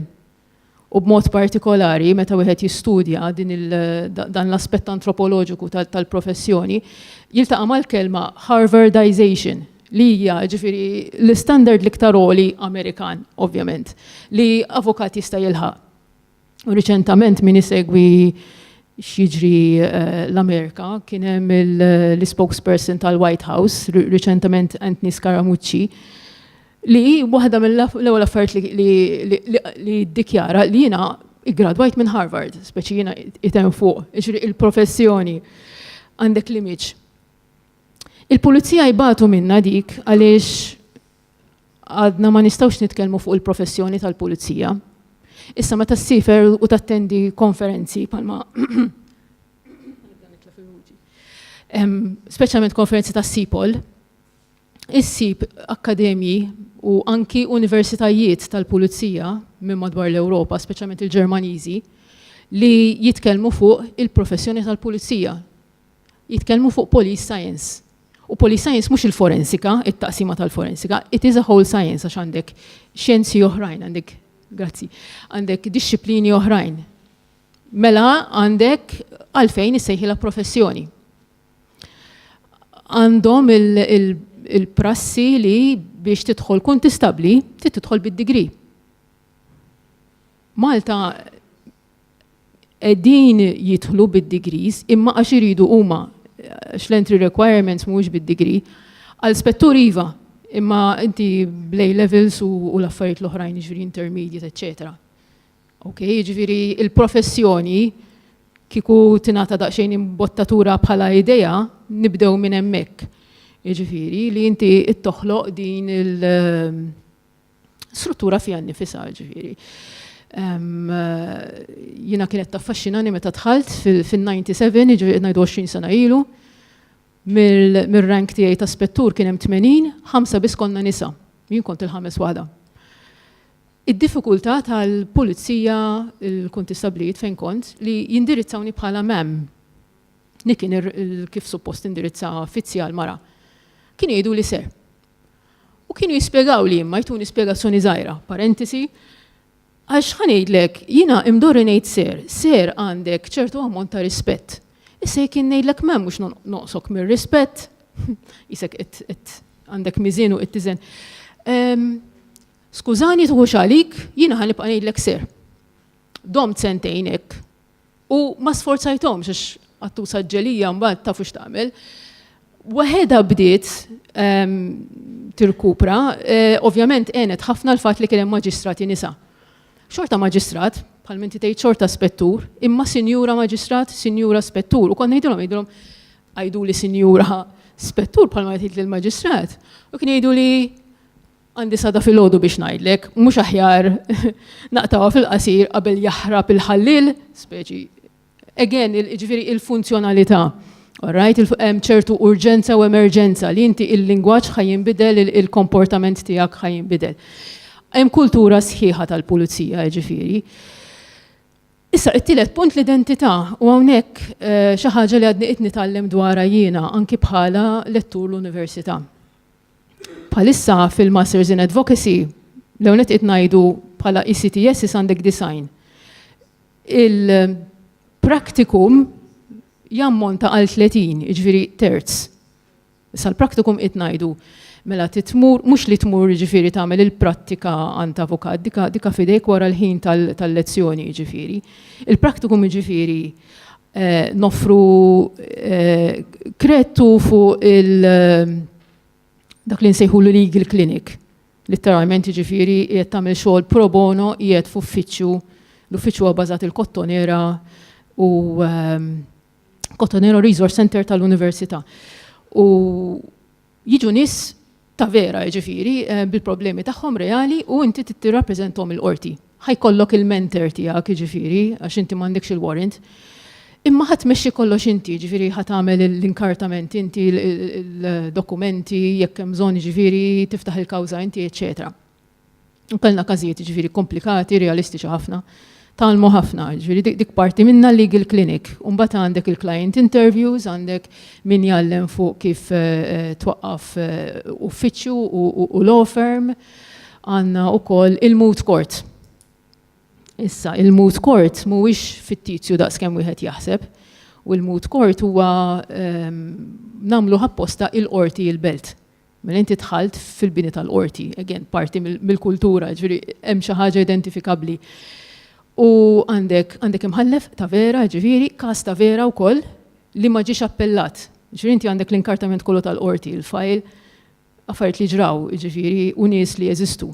Id-differenza li inti għadek m'intix bil-warrant u hija l-element fittizju li inti qed tirrappreżenta dan il-persuna. Issa, ninnota ħaġa hemmhekk li hija komuni wkoll mal-pulizija. Kif issir l-assimilazzjoni tal-lingwaġġ? Il-50ers ibatu, speċjalment ikunu għamlu 4 snin, jużaw l-Ingliż fil-liġi u mbagħad iridu jużaw il-Malti. Kelli sitwazzjonijiet fejn dak li jkun ara trattazzjoni tiegħu kitiba u qatt jaqra bil-Malti għax ma jistax jitkellem bil-Malti. U jkollok sitwazzjonijiet fejn frażi sempliċi bħal il-qorti laqet it-talba, il-qorti laqet it-talba. Ġifieri ħafna drabi li mħallef kien idur lejha u jgħidli aħjar tiddili magħha int għax speċjalment ikun imħallef magħruf li jitfa' n-nies il-barra jew jarresthom. Allura kien konsapevoli tal-emotional intelligence. Jina aħjar ma niksux persuna għax dan mhux ħajersaq lem. U fil-fatt nikkonkludi b'dan il-punt. Il-lingwaġġ kemm jista' jkun restrittiv. Il-lingwaġġ jekk inti ma tassimilax ħadbati ħafna. Naf pulizija li għax ma setawx jesprimu ruhom, għażlu li fil-karriera ma jibqgħux javanzaw, iżommu pożizzjoni pereżempju f'xi uffiċċju fejn m'għandix għal xiex nersaq lejn il-qorti. Mela ma naqax ċajt, mela ma nafx nesprimi ruħi quddiem l-imħallef quddiem il-maġistrat, eċetera. Jiġifieri il-lingwaġġ fih innifsu kważi tista' iġibek limitat immens. Jiġifieri kemm hija importanti li anki bħala lecturer meta tkun anke f'sitwazzjoni fejn itħarreġ tagħti każ anke u tuża ħadd pjaċir nsegwi l-ewwel żewġ presentations fejn tkellmu fuq emotional intelligence, l-element li ftit nagħtu kasu. Meta jkollok dawn it-tip ta' lingwaġġi tekniċi u kif ħatamel it-transfer, il-knowledge transfer tal-im li hu daqshekk speċjalizzat. Thank you. So kemm xi domanda?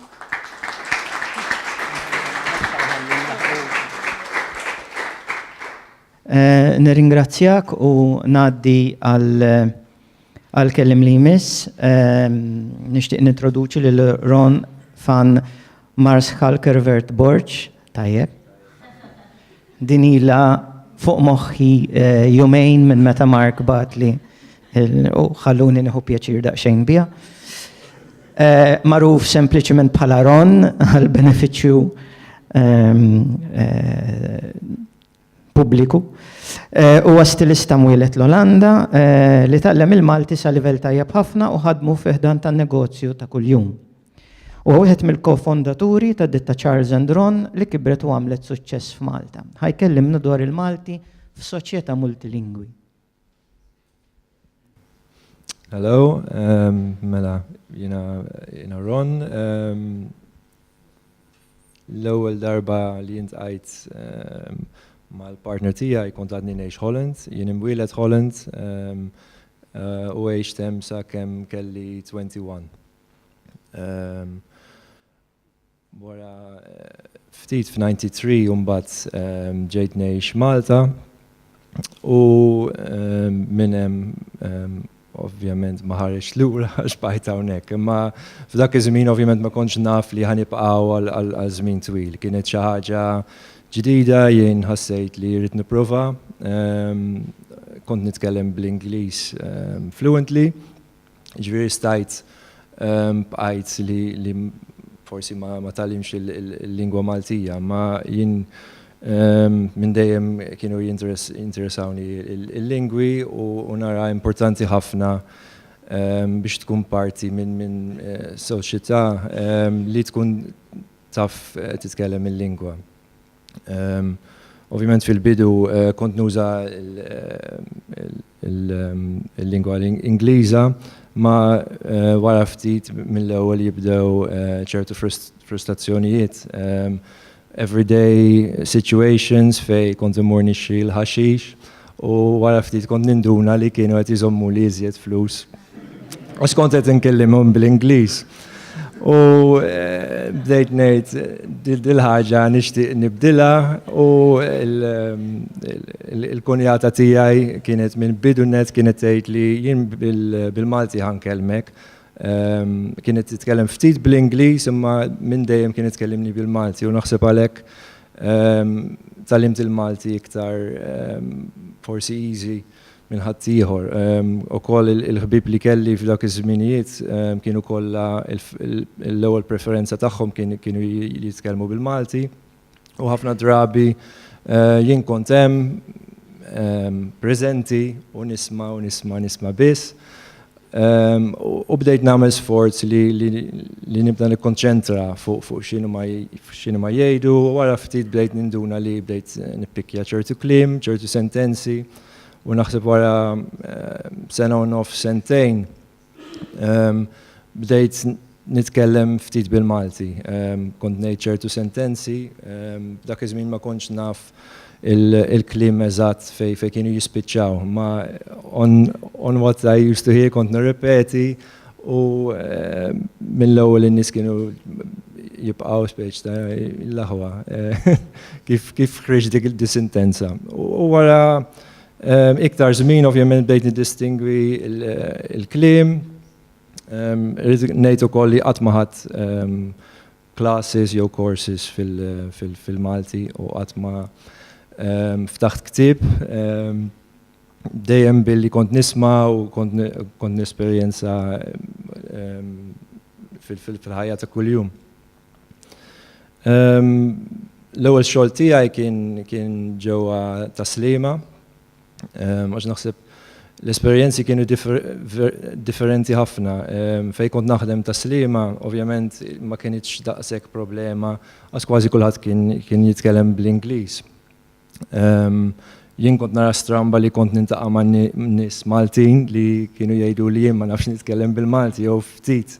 Bħala barrani kont nħares lejha ta' xi ħaġa vera kważi incomprehensible, kif tista' tgħix ġew pajjiż tiegħek stess u ma tkunx fluent fil-lingwa tiegħek. Mbagħad wara ftit kelli l-esperjenza li naħdem ġew ħanut ġewwa Birkirkara u l-esperjenza kienet kompletament l-oppost għax kont nintaqa' ma' nies li kienu jitkellmu vera ftit bl-Ingliż jew kważi xejn. U bil-fors jien kelli nagħmel il-mezz tiegħi biex inkellimhom jew nipprova nkellimhom bil-Malti.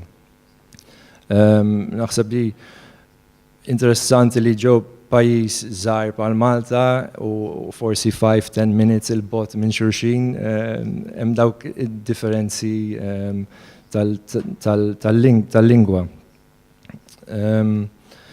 Jien nemmen li biex tintegra fil-soċjetà importanti li titgħallem il-Malti. L-ewwel nett il-sense of humor u affarijiet li vera għandhom xaqsmu mal-poplu, naħseb ċertu affarijiet joħorġu fil-Malti biss. Ukoll il-Malti sibta lingwa espressiva ħafna u naħseb hemm espressjonijiet li vera diffiċli biex tagħmel it-translation tagħhom f'lingwi oħrajn u għalija dik turi li hija lingwa speċjali għax tipprova tagħmel translation jew fid-Daċ jew fl-Ingliż il-meaning titla' kompletament il-baħar.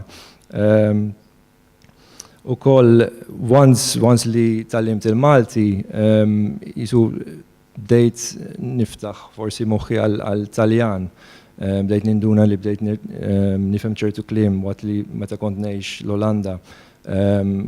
L-ebda kelma bl-Italjan ma kont nifhem u laqas kont nitkellem. U wara ftit snin kellna opportunitajiet biex nsifru u spiċċajna l-Italja. U l-Italjani kif tafu jitkellmu bl-Italjan biss. U kienu jagħmluna intervisti u f'daqqa waħda jien rispondejthom b'Italjan u anka sorprendejt li nnifsi speċi minn fejn ġieda. Ma naħseb meta kont nitkellem bl-Olandiż u bl-Ingliż biss, ikun hemm dawk il-lingwi pal-Ġermaniż li huma tippikja ċertu kliem, imma once li kont naf nitkellem bil-Malti, so il-bibien infetħu għal ħafna lingwi oħra. L-istess ukoll għal lingwi Arabic, Hebrew, u tinduna li meta tintaqa' ma' dawk in-nies li tibda tifhem ċertu kliem. Naħseb ħaġa vera sabiħa u jien kieku ma tallimx il-Malti kien jiddispjaċini ħafna naħseb. Ukoll jien tant ġejt komdu nitkellem bil-Malti li il-lingwi naħseb tħossom ċertu preferenzi meta titkellem iktar minn lingwa waħda, ikollok dak il-number 1, il-number 2, il-number 3 u kemm iżjed. Fil-Kastija jien inħoss li il-Malti hija il-number 1 u mbagħad wara qed jiġi l-Ingliż u l-Olandiż qiegħed fit-tielet post. Tant li ngħixaw li wkoll ċertu kliem professjonali fil-xogħol tagħna nafhom bil-Malti, nafhom bil-Ingliż, imma ħafna drabi bil-Olandiż irid naħseb jew irid infittixhom għax kbirt fihom hawnhekk u tallimthom hawnhekk waqt li konna qed naħdmu. Ukoll forsi punt interessanti li ċertu ħbieb Maltin li jafuni nitkellem bil-Malti u bl-Ingliż, meta ċertu sitwazzjonijiet jisimgħuni nitkellem bil-Olandiż jagħmlu waħdek għax l-intonation ukoll jgħidu li l-body language kif inġib ruħi jinbidel kompletament.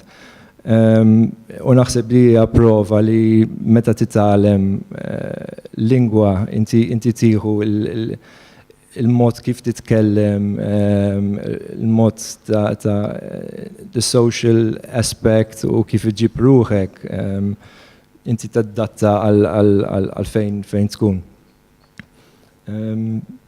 Naħseb dik li rrid naqsam magħkom, ma nafx il-questions wara jew grazzi.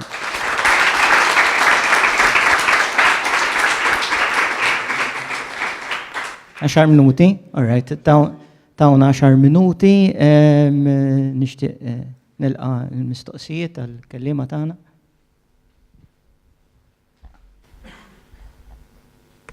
Iktar mill-mistoqsijiet, żewġ osservazzjonijiet, l-ewwel net proset Ron tal-Malti tiegħek, illa l-ewwel darba li smajtek titkellem bil-Malti, kieku rajtek fi-triq kont nikellmek bl-Ingliż għax kont naħseb li ma tifhem xejn minn dak li qed jingħad, imma fil-verità titkellmu tajjeb ħafna u kif spiċċajt tajjeb intat l-intonazzjoni, il-switching lejn l-Ingliż huwa eżattament kif jagħmlu l-Maltin, jiġifieri titkellem Malti tal-Maltin ta' veru. Ġifiri, dejjem irrispettajtek bħala designer, illum qed nirrispettak ħafna bħala lingwista għax qed nara kif tallimt il-Malti tagħna. Ġifiri veru prost.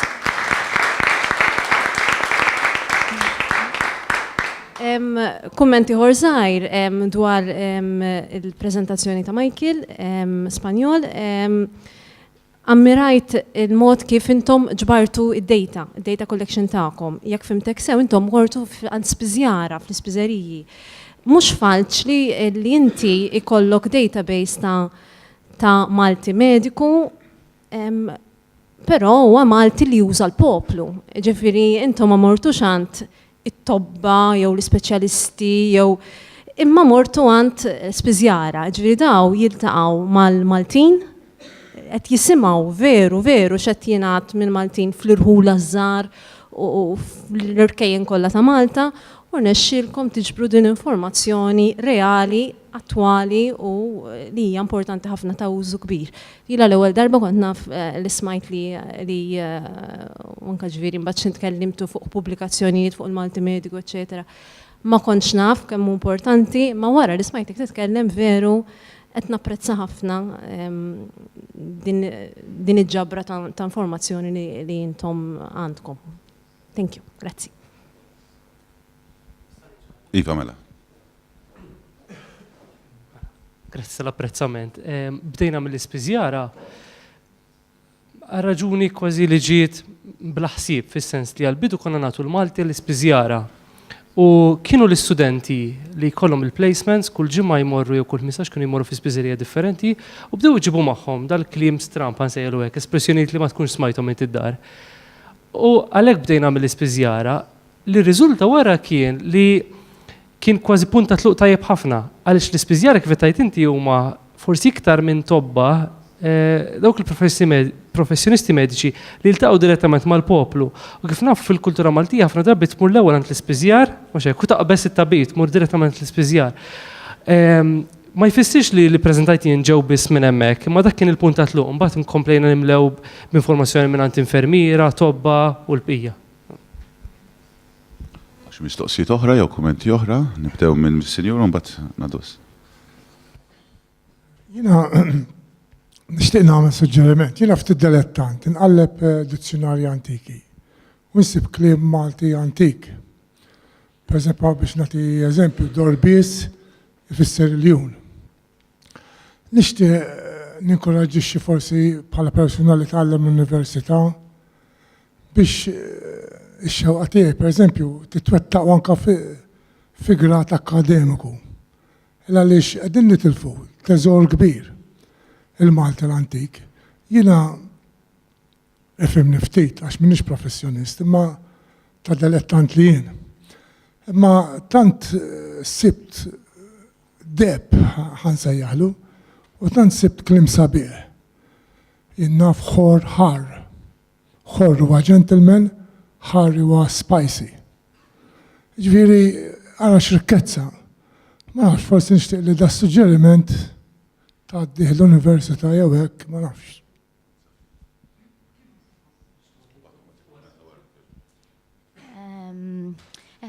Michael, jekk jogħġbok ma nafx din il-ġabra li għamiltu ta' termini ta' kliem mediku, ma nafx jekk hix disponibbli għal pubbliku wkoll x'imkien dawn li ġbartu minn l-ispiżjara. U għandi mistoqsija wkoll għal Dr. Mary. Sorry, inti doktor ukoll. Mhux għax il-mara għandi sejla, insomma. Inti semmejt li xi drabi tiltaqgħu ma' kunċetti ġodda u ma tkunux tafu eżattament kif ħassejħulhom. F'dak il-każ x'tagħmlu? Hemm xi mod kif forsi mill-bidunet taqbdu dak il-kunċett tippruvaw issibu xi ħaġa bil-Malti għalija kif taħdmu fuqha? Forsi nibdew minn Dr. Muscat u mbagħad nagħtu għal Michael. Li jiġri meta tkun f'livell ta' distrett, l-ewwel persuna li ħajinforma l-persuna li tuħu ġifieri ir-rapport ħajkun il-fizzjal u mbagħad nibdew nimxu minn hemm. Sakemm kont hemm jiena kien hemm il-Prosecutions Unit, konna grupp ta' persuni li kellna il-dottorat fil-liġi konna qegħdin hemmhekk, ranks differenti u konna punt ta' referenza li kienu jċempluna jgħidulna għandi din is-sitwazzjoni. Per eżempju, allura hemmhekk qed tagħmel isek traduzzjoni ta' dak il-kunċett għal-liġi. Meta jkun hemm affarijiet ġodda, trid ċertu ħsieb għalihom biex tara eżattament fejn se jaqgħu għaliex ħafna drabi li ma tistax taqbad uddeffishom f'kategorija għax jista' jkun il-vittma ħaterġa' tirrivittimizza jew inkella ma jkollix l-aċċess għall ġustizzja, ġifieri hemmhekk tkun attent. Però id-dibattitu hemm qiegħed, ġifieri punti ta' referenza dejjem hemm. U l-importanti ġifieri li id-diffikultanzi hija li ħafna drabi biex tibdel, anke pereżempju biex tintroduċi din l-idea ġdida bħalma jita hate crime. fl-istatistika l-argument, trid toħloq mbagħad kategorija ġdida fil-database u mbagħad għandek il-problemi tekniċi minn dak l-aspett. Mbagħad skont kif tippreżenta l-argument, għax jekk inti tajt isma' għandna bżonna għax diħa jibdew jitolbuna l-istatistika tagħha, kemm se ndumu ngħidulhom Malta not available. Per eżempju, allura hemmhekk skont kif tippreżenta l-argument tiegħek biex iġġib il-bidla. Nisperaw iġibtek. Ħanibda minn wara jekk ma importax. In-nisa l-ewwel. L-istudju kien ġie pubblikat fl-Aċċent tal-2013 jidil il-ħarġa ta' April jekk niftakar sew. Ġifieri hemmhekk hemm il-bidu. Imma hemm iktar xi żdied. Hemm ukoll teżi kienet saret daqsentejn ilu ta' Daryl Paċ. Kien qabad jiżuda bħala puntatlu u kompla jfittex termini oħrajn u għandu ġabra sieħa fuq wara. U di wassanni għal punt liħor. Id-Dipartiment tal-Malti waħda mill-affarijiet li jagħmel huwa kull sena aħna jkunna numru kbir ta' studenti li jagħmlu teżi. U li nagħmlu huwa li uħud minnhom numru kbir mhux ħażin tagħhom jagħmlu intervisti ma' nies ta' snajja partikolari, ġifri minn bidja sa' skrapan u l-pija u jiġbru l-lingwaġġ tagħhom. Għanna nasib wasal il-moment li niġbruhom x'imkien daw f'post wieħed iktar mill-ifteżijiet. U li joħroġ minnhom l-ewwel nett ir-rikkezza l-għana ta' kliem li għandek fihom kif tajt inti. U li ċertu kliem li taħsbu antik, taħsbu qadim, taħsbu miet, ma jkun miċċejx kienu għadu ħajsew f'dak il-qasam partikolari fir-reġistru tagħhom. Ma nafx jekk inserħalekx moħħok iktar hekk. Xi mistoqsijiet oħrajn? Adrian?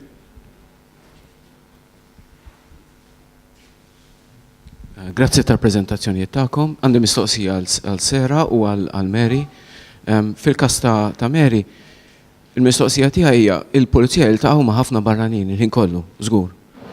X'tib ta' għajnuna għandhom meta jiltaqgħu ma' nimmaġina ħafna nies il-lingwi li jkunu qed jitkellmu jew ħossuhom komdi bihom, speċjalment f'sitwazzjonijiet emozjonali ħafna jew diffiċli ħafna jew ta' kriżi jew x'tib ta' għajnuna għandhom il-pulizija biex ikunu jistgħu jikkomunikaw ma' dawn in-nies permezz ta' tradutturi ma' mhux biss ta' nies li jafu l-lingwa b'xi mod jew li jilbsu il-headset tal-Google li semma kit fil-bidu ma' li kapaċi jifhmu s-sottilezzi tal-lingwa u differenzi żgħar li jkunu kruċjali forsi f'mumenti diffiċli għall-pulizija u ovvjament iktar u iktar għal daw il-barrani f'daw is-sitwazzjonijiet.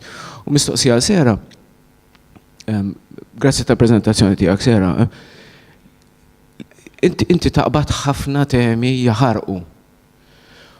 U kemm meta tkellimt inti u kemm meta tkellem John Portelli qabel, bdejt naħseb jiena jidirli li Malta qatt m'għandix politika ċara ta' integrazzjoni, jew jekk se nużaw terminoloġija li qed jipproponi John Portelli ta' ospitalità eċetera.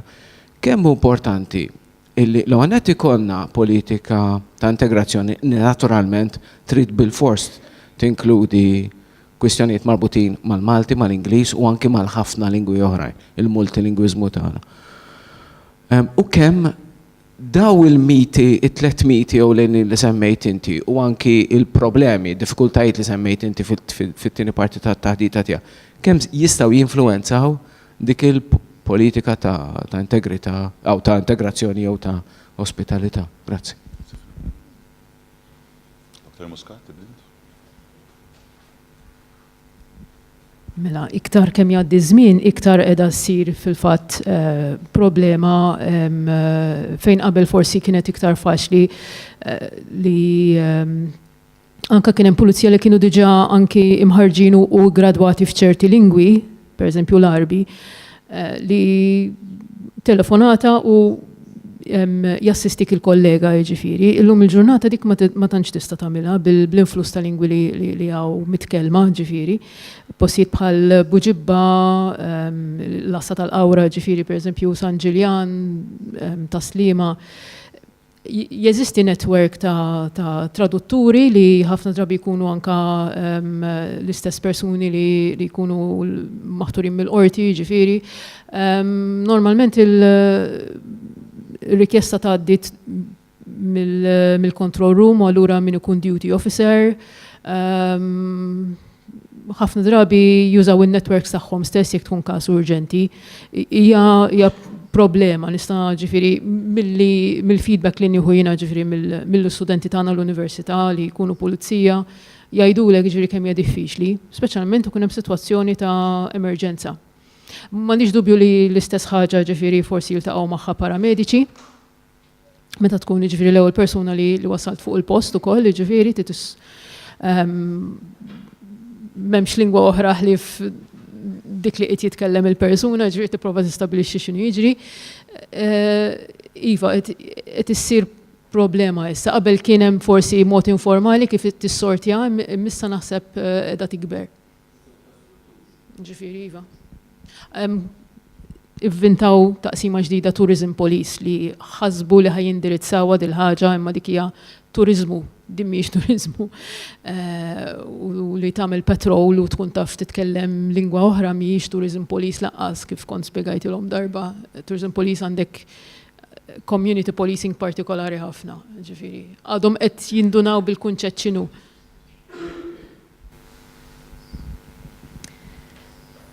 It depends how long we've got to talk about this, I guess. But I think what John was saying earlier resonated a lot with me because what he seemed to suggest was a sort of on-the-ground approach to integration and, if you like, a bottom-up approach to integration. And I'm increasingly coming to the not to the conclusion, but to the idea that in the situation that we find ourselves, which is so pervasive throughout society, that politics, if you like, with a small p, is going to be much more influential and much more effective than any number of policies or strategies, which of course we need, and of course, you know, you want to see them there because in a sense it gives you a sense of guidance or purpose, if you like. I mean, I was mentioning with someone, we were talking about the National Curriculum Framework, which is already starting to use the right language that then, if, for example, I'm a head in a school, I can hold a teacher to. You know, if a teacher is insisting on doing the rules and the grammar of the language, at least I have a document in front of me which says, well, actually, we're working out that that's not so important for children. It's much more important that they enjoy the language, that they can meet the language with a sense of purpose, and I need this, and I enjoy it, and I can enjoy it. So if we're talking about politics with a small p, I'd go for it happily, because I think in a sense, the politics with a big P, we're sort of almost kicking and screaming maybe, but we're having to address these issues, even if it's just for the benefit of the media. And I worry a little bit about that, because then if it's just top down, you're not going to get that sense of hospitality that you really want, and that will make a difference. You will just get almost this imposed, oh, I've got to be nice to the, and I'd really rather not be. And that will get us nowhere. So I don't know if that's sort of begun to answer your question at all.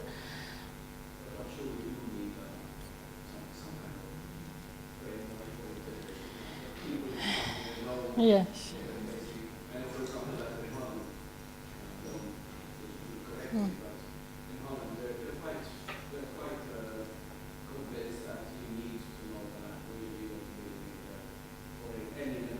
Yes, and I think we are, in our various spheres, I think we're saying that, and it's not just, it's not the language, but it's the languages, really. I think even well, hopefully the examples I gave, but even individuals who I just happen to meet ad hoc, I think they'll all say that they feel the need for Maltese as much as English. It's almost, okay, I'm saying a situation of an us and them, but it's almost as policy, us in Malta saying, well, English is the lingua franca, we can deal with English, and then Maltese is just ours. And I don't think it should be that either. Jekk forsi nista' nsaqsi mistoqsija lil Ron, u ma nafx kunx l-aħħar waħda, marbuta anke ma' dak li għadna. Insemmejt ovvjament esperjenzi fej iltqajt ma' nies f'postijiet li ma kinux jafu l-Malti minkejja li Maltin, imma wkoll kellek taħdem anki bil-Malti, anki fl-industrija tagħkom, ġifinti iltqajt ma' kategoriji mill-ħajjata sal-manager tal-bank, ovvjament. Edin f'soċjetà, edin f'sitwazzjoni ekonomika fejn għandna wkoll diversi nies barranin li jiġu għaw biex jissettiljaw u jiftħu negozju wkoll. Kieku kellek tagħti parir, kemm taħseb li huwa utli u essenzjali anzi biex xi ħadd li ħajkollu negozju li jkun ibbażat Malta u li se jdum li biħsibu jdum għal periodu ta' żmien, ikollu għarfien, jekk mhux totali għarfien partikolari tal-Malti, sabiex verament jintegra fis-soċjetà Maltija u anki s-servizz tiegħu jkun verament rilevanti għas-soċjetà li qed jgħix fiha. L-użu tal-Malti għal kull tip ta' negozjant nimmaġina. Jien nemmen li importanti ħafna għax naħseb il-hemm ħaġa once li titkellem ċertu nies mhux il-kulħadd bil-Malti jisu hemm dik il-ħaġa ta' inti semmejt inti wieħed jew waħda minn tagħna. U dak l-approach tħossu u tagħmel differenza f'ħafna sitwazzjonijiet. Alright, tiftehem bl-Ingliż ukoll, ma once li jkun hemm isu dak il-ftehim bil-Malti jisu l-affarijiet jiġu iktar asnaf kif nispjega. Faċli, forsi faċli, hemm dak il-element ta' okay, you're one of us, u ma nafx forsi anka f'ċertu sitwazzjonijiet people go out of their way more biex jgħinuk. I've experienced it as well. So. Naħseb jekk mhux iktar mistoqsijiet jew kummenti nistgħu nagħlqu. Nirringrazzja lill-moderaturi l-ewwel net lill-Professur Claudine Borch u Professur Sergio Portelli tal-li oġobhom jgħinuna biex jimmoderaw da żewġ sessjonijiet. Nirringrazzja lil kull min ġie, għandi nagħmel sensiela ta' ringrazzjamenti, ġifieri ħodu paċenzja bija, però ġej li kell wara ringrazzjamenti.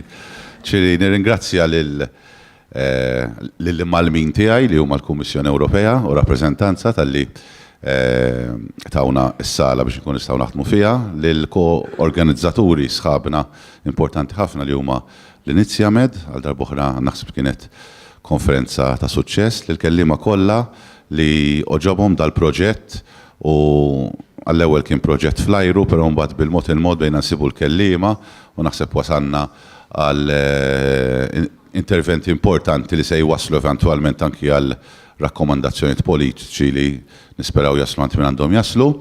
Se niqafaw, nirringrazzjakom, għandna l-ikel barra offrut mill-Assoċjazzjoni tan-Nisa Migranti, Women's Migrants Association, naf li hemm żewġ platti wieħed Sirjan u liħor Marokkin. Tistgħu tiklu barra, il-bini jalaq fis-satejn, mhux ngħidilkom biex taġlu tiklu, ma ġifieri għandna biżgħet ħin biex niklu u dak li ma tiklux ħuduh magħkom id-dar. Grazzi ħafna.